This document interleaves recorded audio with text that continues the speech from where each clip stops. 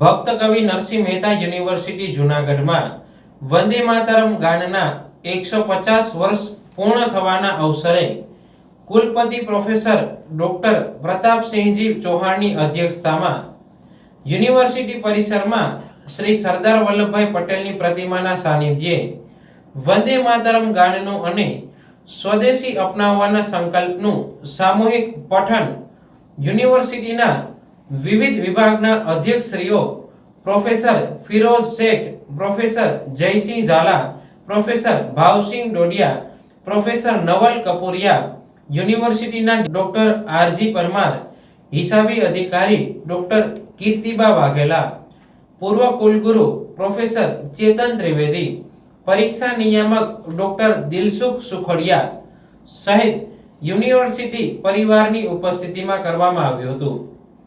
કુલપતિ પ્રોફેસર પ્રતાપસિંહજી ચૌહાણે વંદે માતરમ ગાન અંગે વાત કરતા જણાવ્યું હતું કે પ્રધાનમંત્રી નરેન્દ્રભાઈ મોદીએ વંદે માતરમ ગાનને વિકાસનો રાજમાર્ગ, સંકલ્પિત રાષ્ટ્ર જીવનનો મહામાર્ગ અને આપણી આઝાદીનો ધબકારો ગણાવ્યો છે.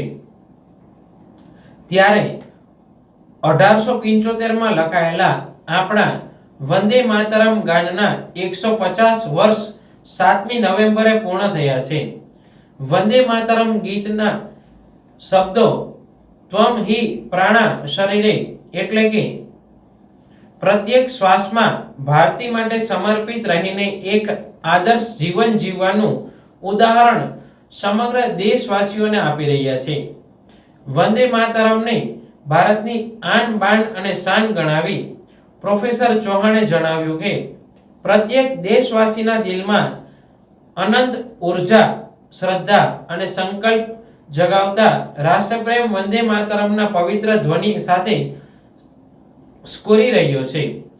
બંકિમચંદ્ર ચટ્ટોપાધ્યાયજીના દ્વારા આનંદમઠ નવલકથામાં પહેલીવાર પ્રકાશિત વંદે માતરમ ગાન પહેલીવાર જ્યારે રવિન્દ્રનાથ ટાગોરે ગાયું ત્યારે જ દેશના નાગરિકોને એક અદ્ભુત રોમાંચક અનુભવ થયો હતો. માતૃભૂમિ પ્રત્યે વંદનનો ભાવ સમર્પણમાં પરિવર્તિત થાય છે. વંદે માતરમ એ રાષ્ટ્રીય ગીત તો છે જ, પરંતુ પ્રેરણા ગીત પણ છે, જેને સ્વતંત્રતાના સંગ્રામથી લઈ આજ દિવસ સુધી સૌના હૃદયમાં એક આગવું સ્થાન બનાવ્યું છે. વડાપ્રધાનના પ્રયાસોથી ફરી એકવાર આ વંદે માતરમ ગીતના શબ્દોને જીવવાની પ્રેરણા મળી છે. ત્યારે આ અવસરે સૌ યુનિવર્સિટી સંલગ્ન કોલેજોના છાત્રો, અધ્યાપકો, ભવનના શોધ સ્કોલર્સ, યુનિવર્સિટી પરિવાર સ્વદેશીને બળ આપતા આત્મનિર્ભર ભારત બનાવવાની દિશામાં આગળ વધે તેવો પ્રોફેસર પ્રતાપસિંહજીએ અનુરોધ કર્યો હતો.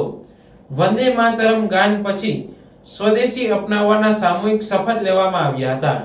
આ શપથમાં સ્વદેશીને રોજિંદા જીવનનો ભાગ બનાવવા અને સ્વદેશી ચીજો રોજબરોજના જીવનમાં અપનાવવા માટે આહવાન કરવામાં આવ્યું હતું. સમગ્ર કાર્યક્રમનું સુચારુ સંચાલન સલીમભાઈ શીલાએ કર્યું હતું.